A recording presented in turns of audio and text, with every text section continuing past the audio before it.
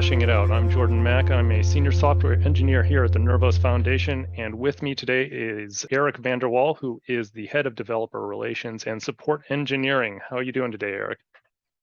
Pretty good, Jordan. Thanks for having me back on the show again. So it's nice to be here. Yeah, definitely. Glad to have you. So we got a bunch of updates we got to go through. The first is Godwoken. We just had the version 1.4 released on Mainnet, and there's a bunch of stuff that's come out with this one. Do you want to sum it up a little bit, Eric? Yeah, so there is one really big update to this, which some people may not have known was an issue or existed, and some people may have run into it. And what came out with the version 1.4 release, the big one, is that you can have direct account creation on layer 2. And so, to break that down a little bit, before in the past, you basically needed to have some sort of transaction on your L1 account to initialize it, and then that would allow your L2 account to be active. So, for example, Jordan, if I sent you some CKB on L2 to your L2 ETH account, if you had not activated it first in some way, you couldn't actually use that, CKB on the L2 without activating the L1 first. And so that was confusing to some people because they would get sent that CKB on L2 and they would try and do something with it and it wouldn't work. But now it will. You can just send CKB to your friends or whoever else on L2. You don't need to know if they've activated or done anything, and it works right out of the box. So this helps to abstract away the L2 from the L1 a little bit in the sense of convenience. You just don't need to know anything about your L1 account to make it work. And to me, that's really exciting. That's sort of the biggest one. And it might seem like a small step forward, but for us, it's actually a pretty big jump forward. There's also a couple of bug fixes and things like that, just small improvements that came out with it. And if anyone's interested in learning more about it, we release the details for this at talk.nervos.org. And that's the forum that we have. And we will continue to do that for the next version 1.4, or sorry, we're on version 1.4, version 1.5, 6, 7, 8, and so on and so forth as we continue doing that. Yeah, that's definitely a big update. I remember actually just it wasn't long ago. It was just a couple months ago for BlockJam. I did that video on wallets, and my instructions reflect the old thing where you did have to create an account. Now that's basically gone already. So I mean, it's exciting to see the quick evolution here, just as we continue to make this stuff easier for everybody. Yeah, it also opens up the door for us to have a faucet on L2 for testnet because now that we don't need to activate those accounts on L1 first, we can just have a straight L2 faucet. And there was a CLI tool released for that, but we're going to make a website, I think, pretty soon for it, so people can just go to the website and claim some testnet tokens for L2. All right, so let's see. Next thing on the list here is the Build Club adapts that are launching soon. Do we have any that we can talk about? Oh my gosh. So I'm sort of having a hard time keeping up, but I think Brainiac Finance released part of theirs, the first part, which was vaults. And, DeFi is really not my thing, to be perfectly honest. I've only been tangentially following them. Of course, we do have the NFT store that has come out with Oblivion. So I know they're, looking to make a big push into the ecosystem as well and get people using them. And they have a pretty good product here. And interestingly, they just released, what do we call it? Like a no code NFT launcher. So, you can just mint your NFTs using their store and stuff like that, like you would with OpenSea or something. So that really opens it up to the community to mint their own NFTs rather than having to, deploy their own contracts to do that. So that's pretty exciting. And I know there's a couple more lined up, but honestly, off the top of my head, I don't know what they are. Right. Yeah. Well, I know there's quite a few. Of course, I won't give out any of the details here because I'm not supposed to. But yeah, there's quite a few that are in Build Club I'm aware of, and some of them are pretty interesting. I can't wait till those launch. Yeah, it's a funny time to be launching stuff. In all honesty, I mean we're in the midst of a big bear market right now, but at the same time, I think it's important to remember that the projects that launch in a bear market are in a really good position for when we do enter another bull market. They'll be the ones that are rocketing up the charts.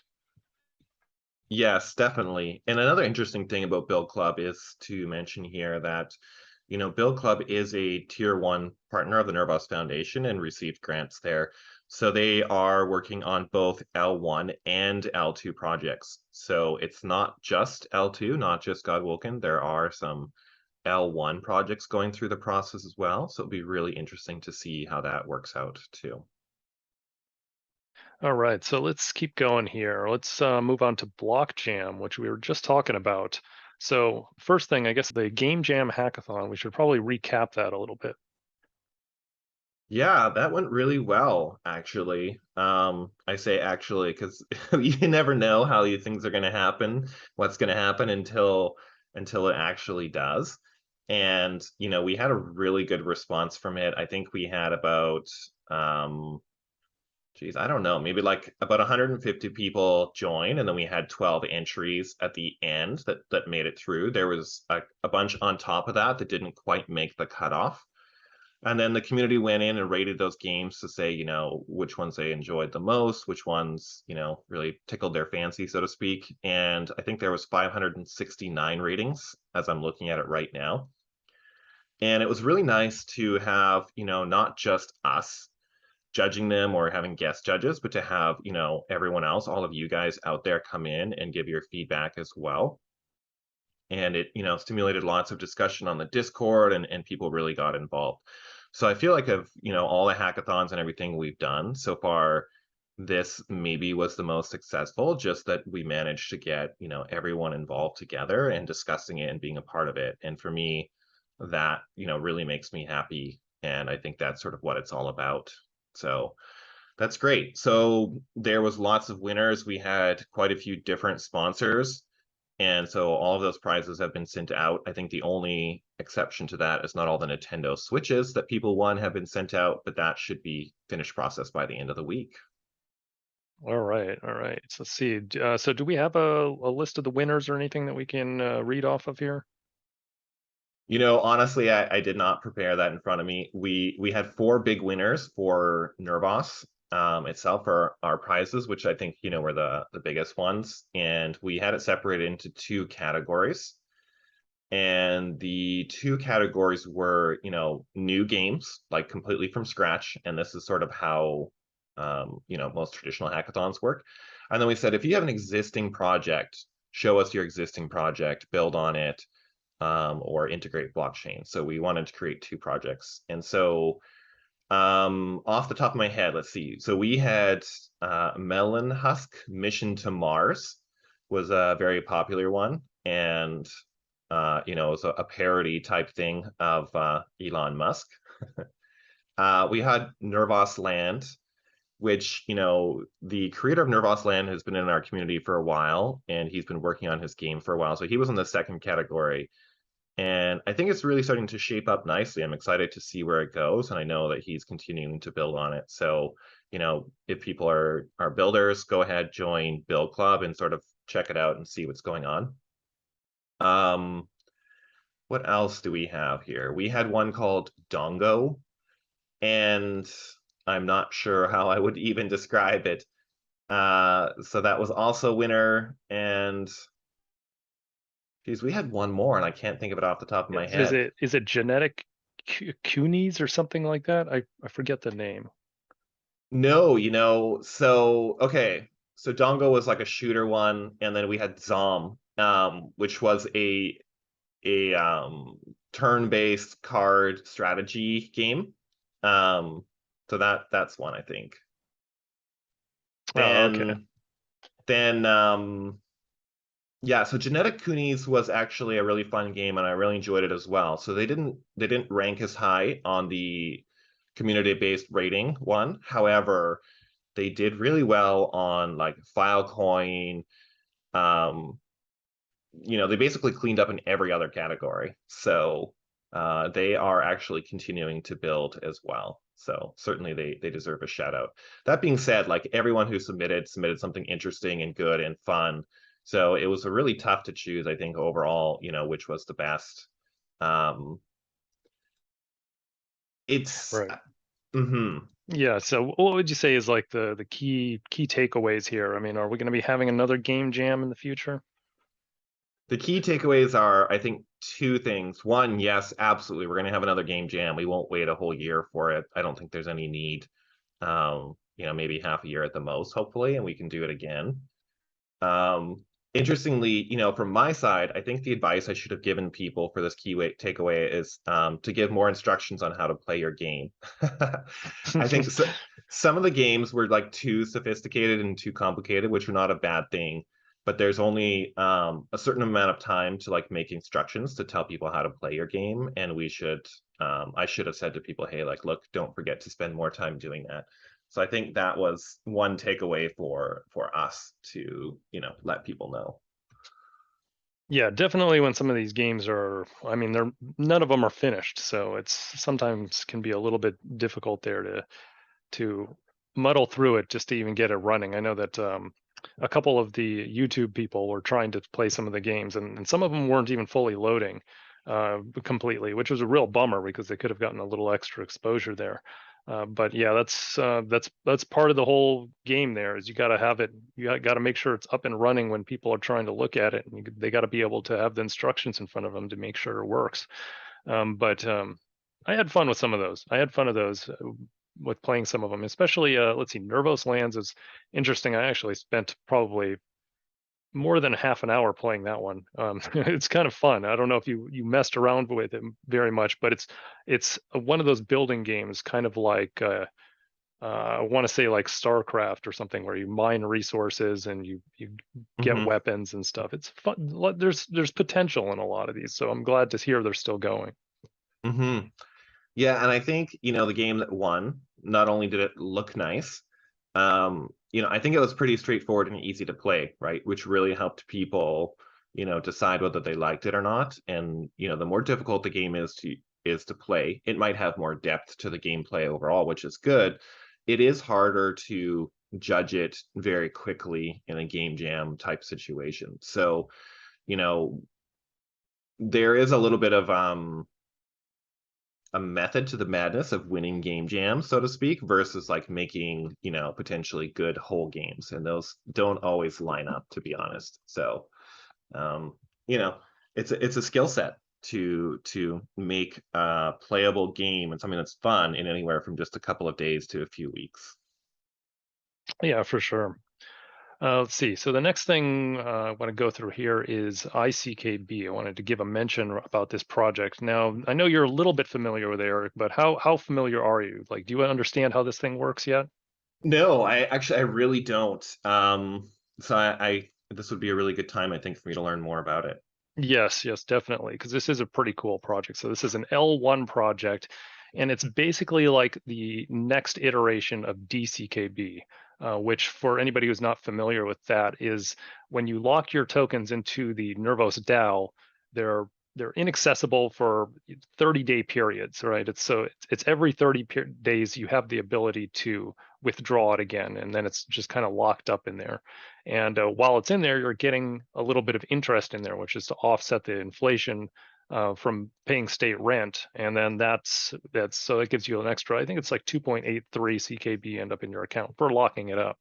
But the problems with it, there's two main problems, which is it it's in there. When it's locked in there, you can't do anything with it. So it's completely non-fungible, non-accessible, non-liquid. And that's the term I'm looking for. It's non-liquid. And then also Hmm. that 30-day thing is sometimes pretty inconvenient for people. Like we know it's a thing about security. It's part of the economic model. It's got to be there, but at the same time, people don't like their stuff being just in case they have an emergency, they can't get out quickly. Hmm. So DCKB was the first step on that, which is it issues a token, a one-to-one token. You deposit one CKB, you get one DCKB token, and you can take this and you can put it into DeFi, so you can continue to have access to some of your funds while you're actually still accruing interest in the Nervos DAO. But here's the thing about that is that it wasn't a complete solution in terms of it wasn't truly fungible, as in the original depositor, the person who put stuff into the Nervos DAO had to be the one to withdraw it again. Meaning that Uh, if you got your DCKB, and you went and sold it on Yokai Swap or something, the other person, whoever bought it, they could not get your withdrawal out. Like you have to at some point go back there, buy the DCKB, and release it yourself. So it was a pretty big limitation there. Now I heard that the team behind that DCKB actually has a version that is kind of fixing that in some ways, in which they allow everybody to withdraw from each other.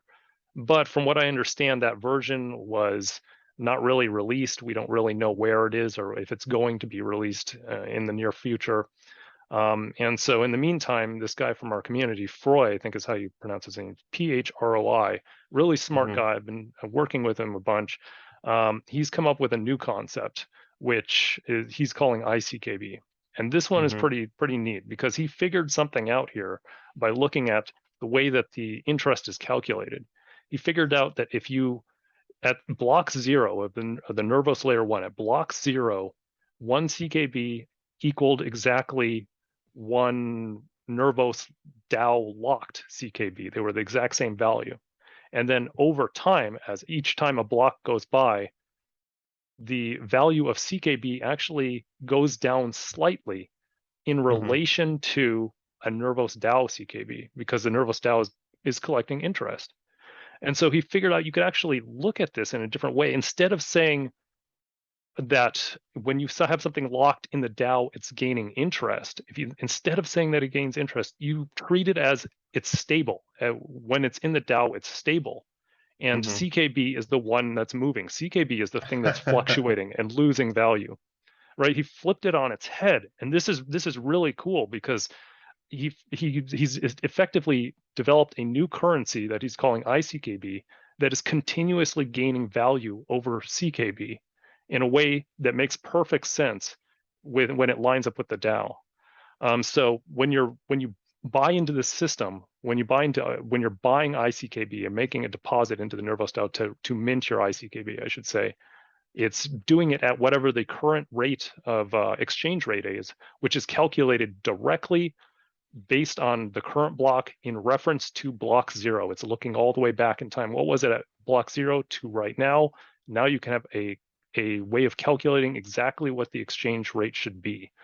And so you can go back and forth through this system, effectively buying into ICKB as if it was kind of like a stable coin. It's not really truly a stable coin, so that's why I don't like to use that term with it.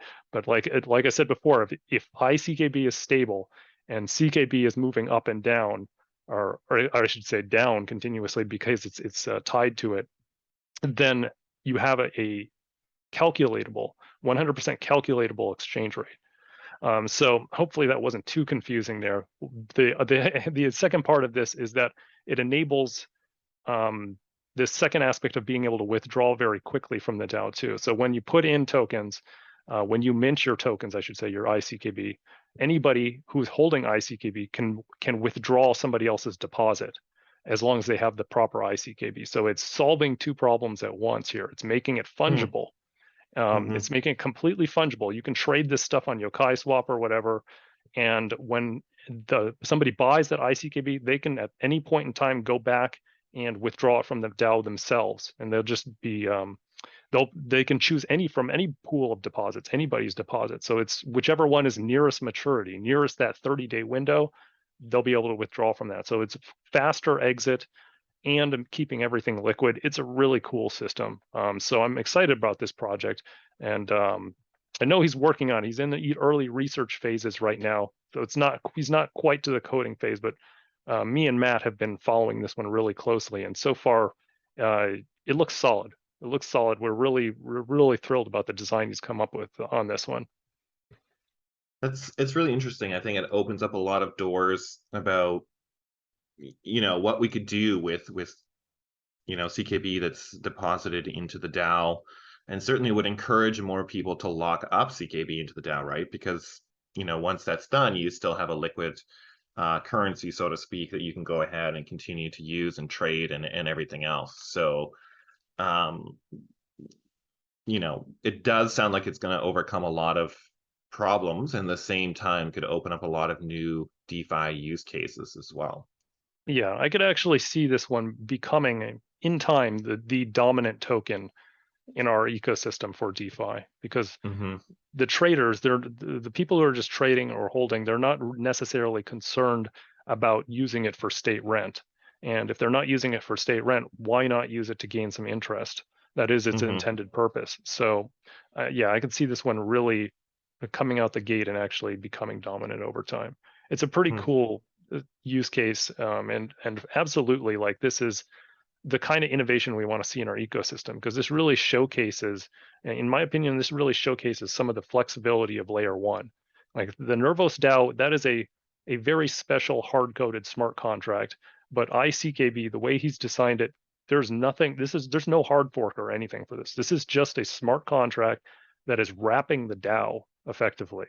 And it's completely this is completely made possible by the cell model and its flexibility. Like I don't know how you would necessarily do this on any other platform. Which is interesting because we've, I think barely scratched the surface here of what's possible on L1. There just haven't been enough projects yet, and slowly more and more are coming out and being developed. But again, it's, we've barely scratched the surface of what's possible. And I think that's pretty exciting because it's, when it comes to things like Ethereum and the Ethereum ecosystem, there are certainly still innovations coming out, but a lot of those, depths have been plumbed already. So there shouldn't be any too shocking surprises on that side. But when it comes to the L1 here, I think we're still in for a lot of surprises. Yes, definitely. All right, so let's move on to some QA from the community. First question here is the Nervos team more confident now in the progress of Godwoken, and what were the hurdles in getting this far? Yeah, so I think this is a pretty big question. Are we more confident in the progress of Godwoken? So 100%. I don't think I've ever been more excited than I am right now about where Godwoken is and the direction it's going. As we mentioned, version 1.4 just came out. We have just settled the roadmap for the next quarter, and we are in the process of getting that article out. So it should be hopefully out in the next couple of days by the time you hear this, or maybe it'll already be out, so that people can follow along with what's our plan for the next quarter. And I think that's really important, and something certainly that we can do a better job of, and that I promise, I commit that we will do a better job of communicating of where Godwoken is going and the building progress. So that information will keep being posted on talk, what is it, talk.nervos.org. And, you know, keep up to date there, like keep going back and checking out information. And then B, we will try and make sure that we continue to push it to social media each time there is an update. So yes, super confident in the progress of Godwoken. Couldn't be more excited about it. What were the hurdles to getting this far? Yeah, I mean, I think a lot of us know if we've been following along, right? We had the previous version of Godwoken, which we're calling version 0 now, and this is version 1x.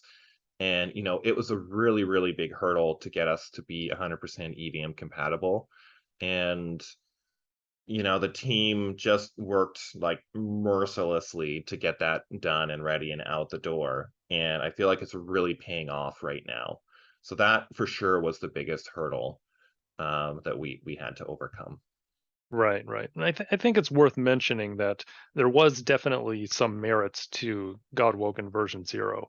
Even though it was not 100% compatible, there were certain aspects of it that were, in my mind, Hmm. improvements upon Ethereum, such as it did not pack failed transactions. So, with Ethereum right now, if you have a failed transaction on something, you still get charged that transaction fee, and sometimes that's really large, right?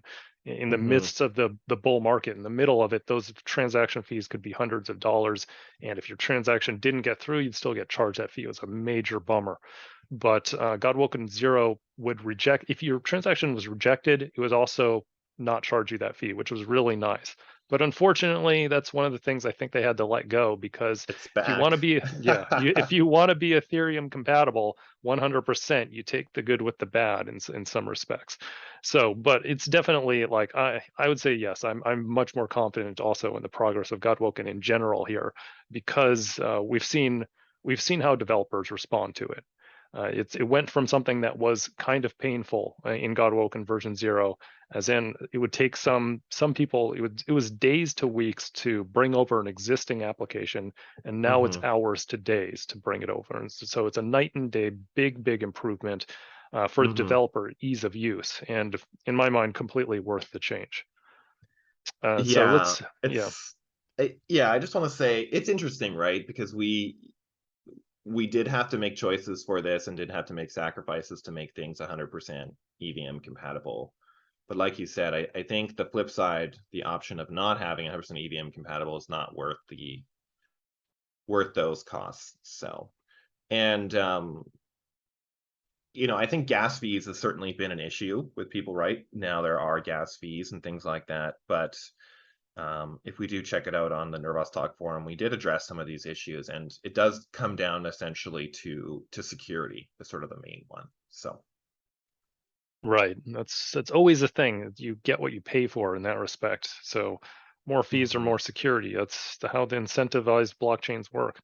Hmm. So let's see. Let's move on to the next one. What does the team see as the most pressing issues and challenges moving forward?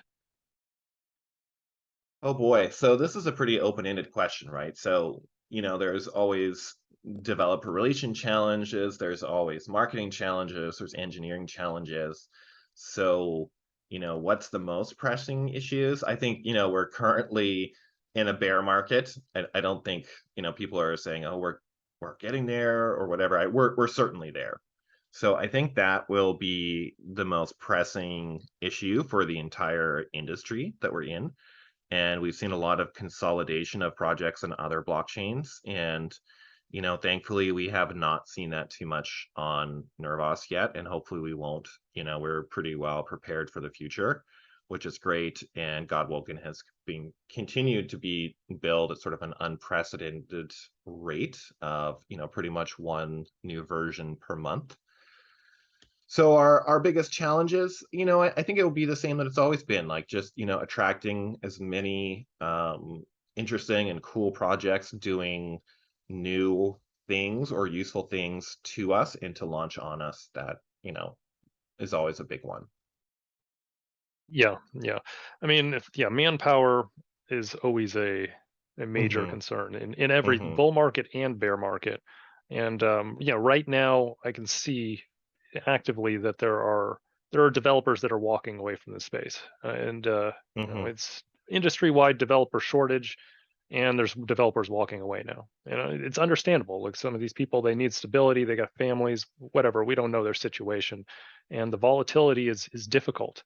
Uh, One of these days, I think it will just sustain, right? Even the bear market periods, there'll be enough around to keep people interested. But at Hmm. present time, yeah, I mean, there's a lot of pain in the markets. There's a lot of people who are hurting pretty bad in their investments. There was Fortunately, it's not as bad as it was a couple weeks ago, a couple months ago. There was people that were really down. And then Hmm. I've got to say though, in our community in general, this time around, not so much in previous bear markets, but this time around, we have one of the strongest dedicated communities that I've seen. There's been Absolutely. Yeah, Yeah. there's been so little FUD spread. Of course, you got a couple really noisy people that are just spraying in every direction their hatred, right? But for the most, those exist everywhere. But for the most part, the core people in our community are really solid, and that's a really good sign moving forward. Yeah. No, our community is certainly one of a kind. And I think that's something, even just a year coming into Nervos a year ago, we saw right away. And, every time we had a new joiner join us at Nervos, it's something they almost always commented on, like our community was so solid and different and very welcoming and all these kind of things. So it, hasn't gone unnoticed by the foundation about, those kinds of things.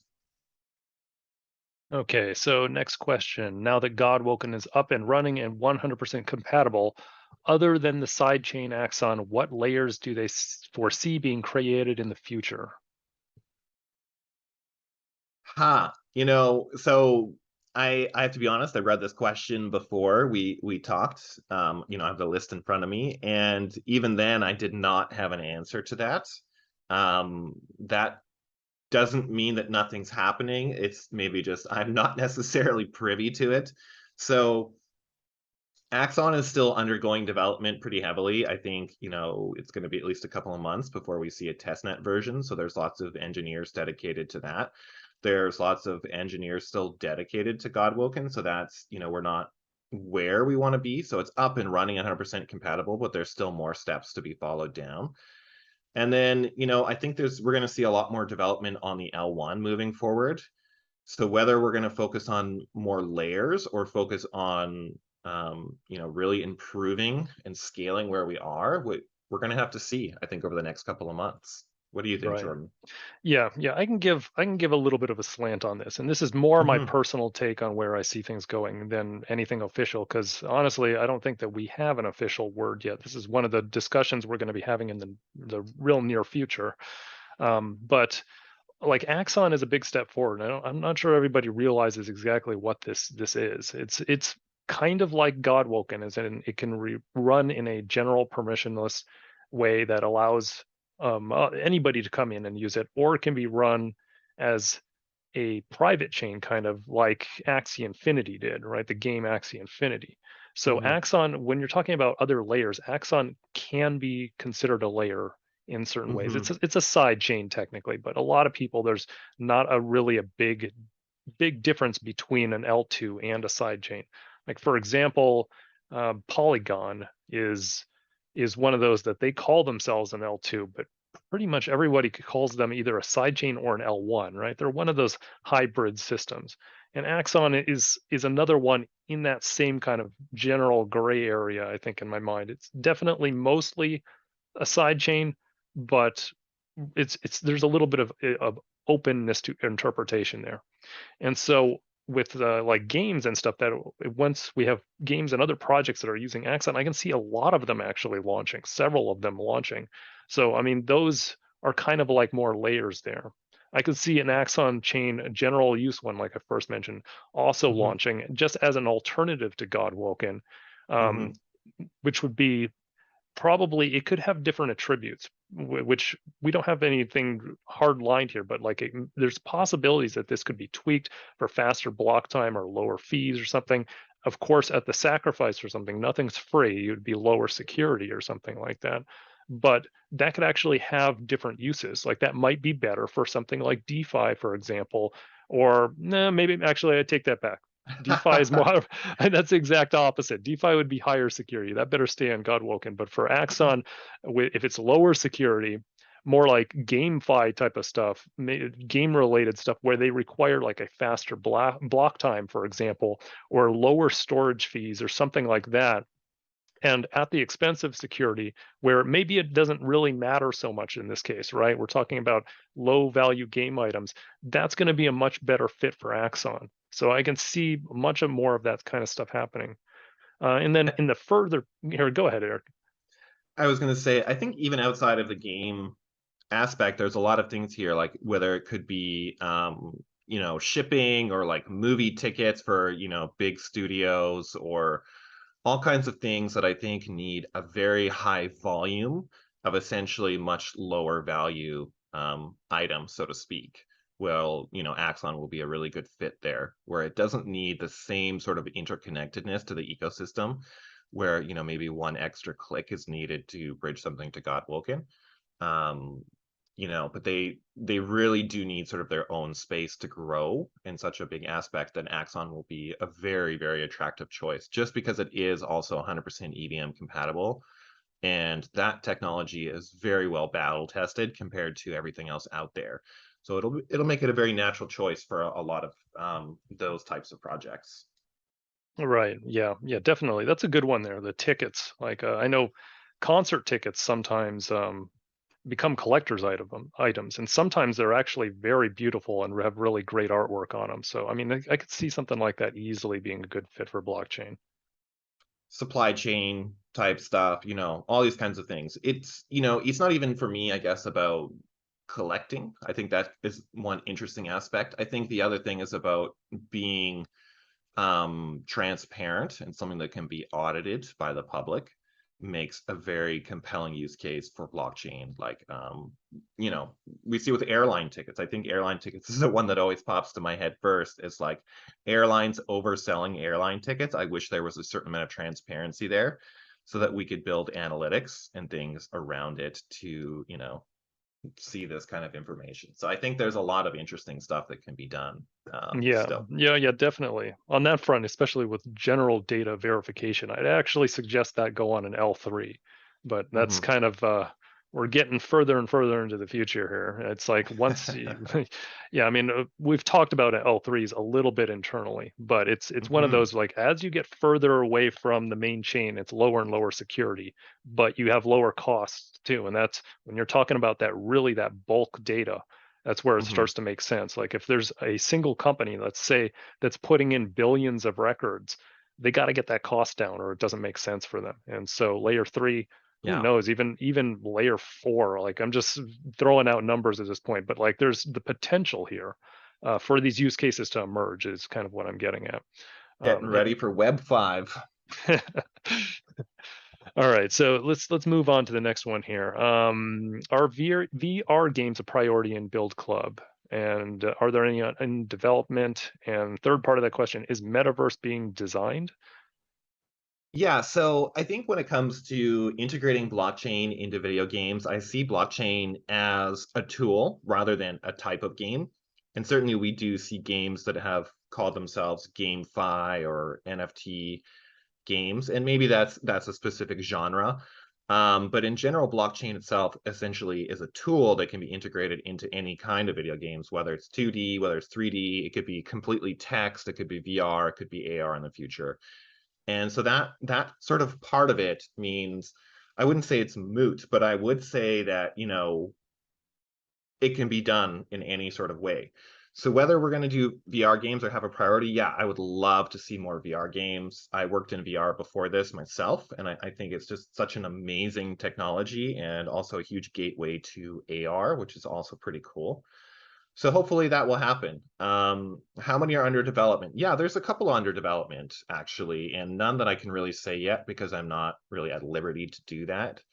But we will continue to support and nurture as many people as we possibly can. And, you know, that has a lot to do with Build Club itself, which is not necessarily the foundation. That's Build Club. And, my experience with Build Club is as much effort as you put into it and Build Club will put into you, right? So that's always the thing. Is a metaverse being designed? Yeah, so I personally am dog fooding a metaverse project myself. Whether it will be successful and cool is yet to be seen.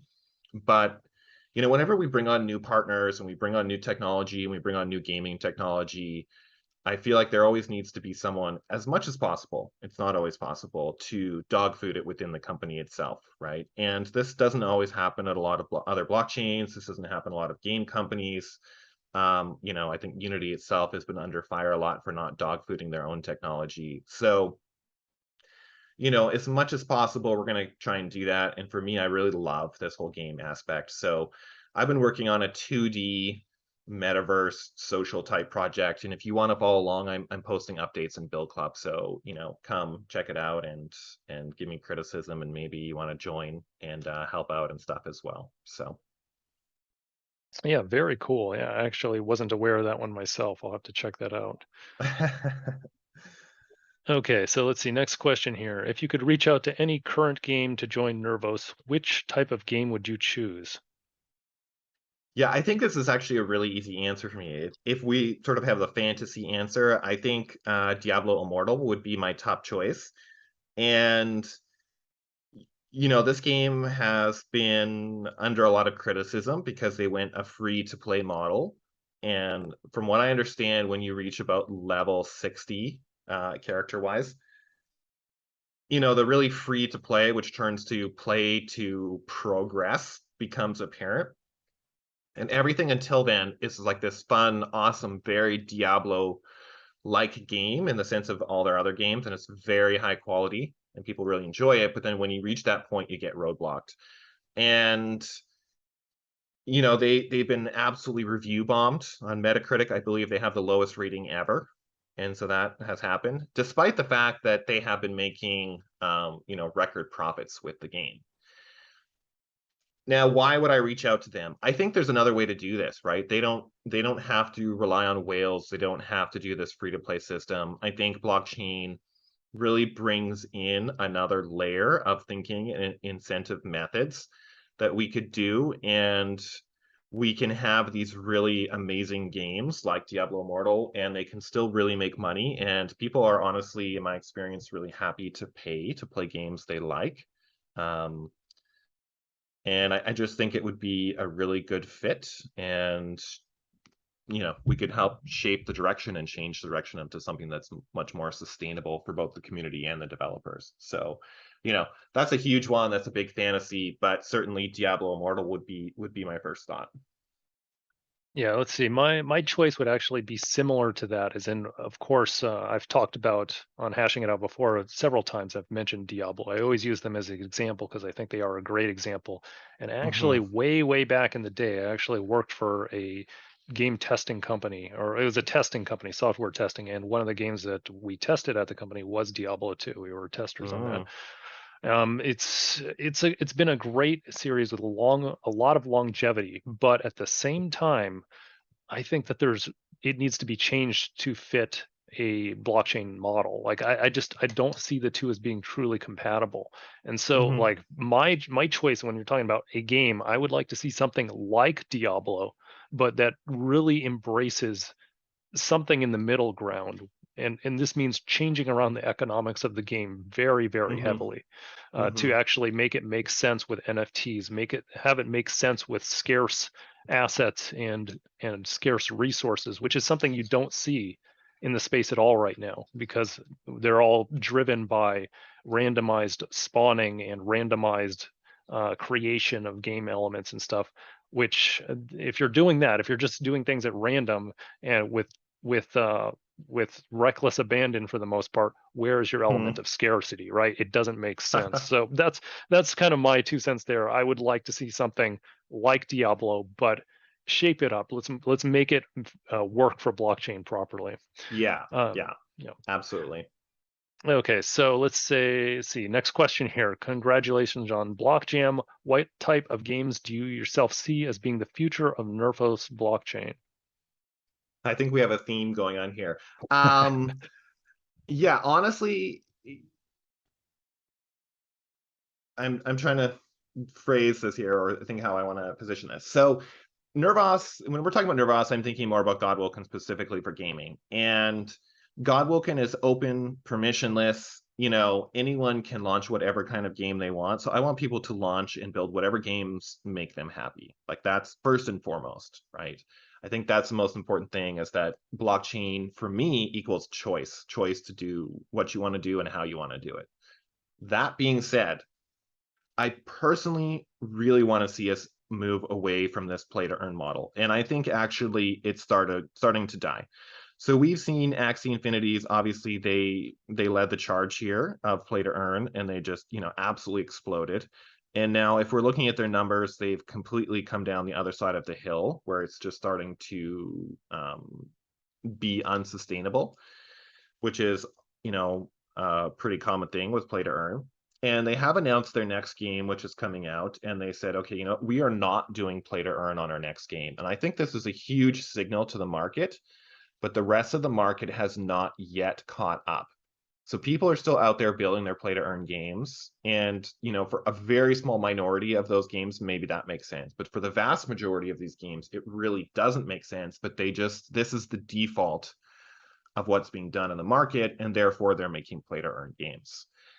And we've seen, you know, people throwing around the terms like play and earn, which I still, you know, strongly dislike because it has the word earn in video games. And most people who play video games have no desire to be out there grinding away just to earn a few dollars or the chance at it. Most people are very happy to pay to play video games if they have the right experience. And blockchain gives us all of these awesome, really interesting tools that are beyond just like how to financially milk a game to pay yourself to do it. And again, it's a very, very small percent of people are actually earning money playing these games, because money and value doesn't appear out of thin air, right? So it's not like everyone who plays a play to earn game is making a lot of money doing it. So what kind of games do we see ourselves being on the future of Godwoken specifically? I think games that are sustainable and games that are fun first. And we are absolutely going to do everything we can to incentivize those types of games first. And, that won't make play to earn disappear. And I don't think play to earn necessarily is a bad thing when done right, done with transparency, done with token economics and all this kind of stuff. But hopefully we won't be seeing that as the dominant games out there that use blockchain in some sort of way. What do you think, Jordan? Yeah, that's a tough one. Like, it's something. What do you see as being the future on Godwoken? What type of games? That it's such an open-ended question. I don't think I can fully answer that one. I mean, I could say what would I like to see, other than the Diablo type of game. Let's put it back in more realistic terms. What are the kind of games I would like to see? Something like Axie Infinity, but definitely with deeper gameplay. That's something I would like to see. These card games I think are actually a really great fit just in general. Like, there's Magic the Gathering, Yu-Gi-Oh, Pokemon, all of these things. I actually just started playing the Pokemon card game with my 9-year-old nephew. Uh, Went headfirst into this after he flexed on me really hard. People on Twitter will know it. I posted on it. Flexed on me super hard with his cards. So I went out and I spent $200 on cards, learned how to play this game. The game is actually much more in depth than I thought it would, and it's Mhm, actually fun to collect these things. But at the same time, like, I see this as being just like the perfect model to do something on chain with on chain ownership, because it's mhm. kind of funny. There's a divergence I noticed here, which is there's the online game and the offline game, the physical card game. Right now, the industry seems to be favoring the physical card game, as in the value of these cards are way up. The, Interesting. the online one is not really valued so much. And Mm, part of that is because I don't think that they have not embraced the digital ownership values here. You're mhm, very much at the will of this company. They own your entire inventory of cards, right? Everything in your mhm. inventory, it's technically theirs. So it's not valued. It's very, very low price on these cards. And it's strange because, like, the online game in terms of just gameplay is actually superior, like, I'd have to say. It's Mhm, not in person, which is a bummer, but normal gameplay, there's like these moves you have to do where you have to like reshuffle your deck. This happens like mhm. 50 times a game. You're just sitting there reshuffling your deck over and over. In a digital game, it reshuffles it in a second, right? Less a fraction of the second. It's a better gameplay experience in the video game, but it's not being valued. And that's the missing component that I see there, is the blockchain aspect. It needs to be NFTs. That's something that I'd like to see just in the industry. I would love to see that on Nervos. I know we had Celebrity Smackdown. That was definitely an entry point. I would personally really like to see more of that kind of stuff evolve and end up on our chain. It's interesting because when we talk about it, people are one of the criticisms I hear is like, okay, well, say it's an NFT and you can trade your cards in whatever marketplace you want. You can buy, sell, trade. But ultimately, you have to go back to the game to play with those NFTs in that card game, and therefore you're still sort of at the mercy of that company. And it's interesting because it's not. It's like, you can take those NFTs and you could have another game that could use those NFTs and choose to use them in a completely different way. Someone could make their own game, allow the contracts that have all those NFTs, and you could make up all kinds of variable versions of these types of games or use them in completely different types of games. And so I see in the future, these types of like vampire attacks. So say we have Diablo Immortal, say there's like it's NFTs, there's like millions of players. I could go out there and make a game called, I don't know, Mini Dungeon, and use all of the items from Diablo Immortal in my game. And, players could essentially just import them themselves. And now, there's a huge built-in audience of players that have NFTs that are out there that are excited by something similar, and we're able to bring those into our game. And we have seen those in the NFT market, like we have like some crypto witches type NFT projects, and then there's like mini crypto witches, or there's like cats, or all kinds of accessories. So there's like other projects to the side of that where people take advantage of that larger ecosystem. So again, just going back to Pokemon, for example, there's all kinds of opportunities to create games or experiences and everything else outside of the main game if it was an NFT to add more value to it. So I think we have not yet seen, all of the different things that are going to happen. We are just at the very, very tip of the process here. Yeah, definitely. I mean, I can see something like that is really that's going to explode. That's going to explode once it finally becomes a true mainstream thing. Because Hmm. as a new game developer, if you're able to embrace somebody else's audience by offering them Hmm. some new functionality, that's just gold right there. Yeah, absolutely. Absolutely. It's like, I mean, I'm struggling to come up with a real world example, but it's like, setting up your shoe shine shop outside of a shoe store, right? That doesn't have it itself. It's like built in customers and audience that's much larger than you could possibly serve yourself. But, how can we value add to this as well as, creating more business? So I'm sure there's a better analogy out there than that, but, that's what came to my mind at this moment.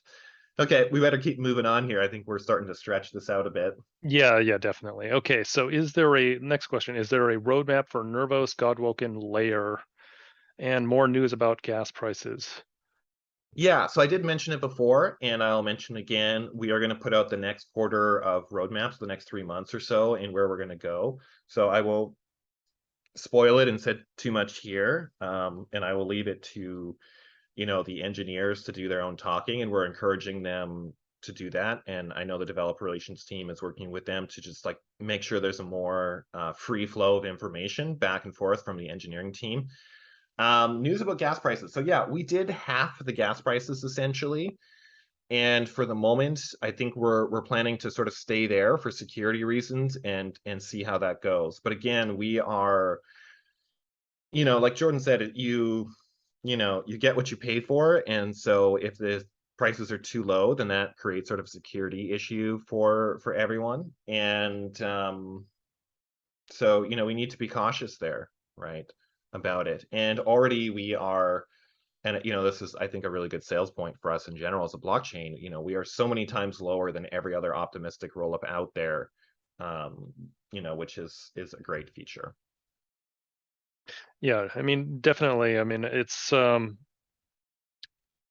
of those, like, I know that people, when we had initially launched Godwoken, they were doing it in a very um, slow rollout way, and they had like the zero gas fees for a while there, which I think people got a little bit spoiled for. That was definitely something that was initially put in, and it was maybe not the best decision there to get people used to that, but it was unrealistic to stay with that, right? That's It's something that we absolutely could. atypical, Yeah. atypical of a blockchain. Yeah. All right. So anyway, we need to wrap this up here because we are almost out of time again. And yeah, for anybody who's listening and doesn't realize, we actually had a Zoom meeting timeout right in the middle, and we had to restart and start Hmm. recording in the middle, and we're running out again. So we got to wrap this up here. But before we go, we do have a couple open positions we should probably mention. The first one is in developer relations. We're looking for another software engineer to help specialize in L1. This is an ongoing thing. We've actually done a bunch of interviews already, and we have some applicants in the pipeline. But if you are somebody out there who think you might be interested in that, please do continue to apply. There's still some time. Probably you want to definitely get that in quick, though, because we are starting our second round of interviews pretty soon. And then we also have one for the Senior Gaming Business Development Manager. Eric, you want to talk Yeah. about that? Yeah. I think I have bad news for people. I hired someone yesterday. So All right, um too late on that one. yeah, we had like hundreds of applications and many, many phone calls and many, many interviews. And we really honed down on someone who I think is absolutely amazing and it's gonna like really crush it. So they basically have started today. So I think we'll have sort of more updates in the future, and the community will have a chance to meet them in the future. Once things get more settled. But no, window closed. You missed that one. So, but that's good news for us, and I think that's good news for all of our community as well. So it just means we found somebody we really like.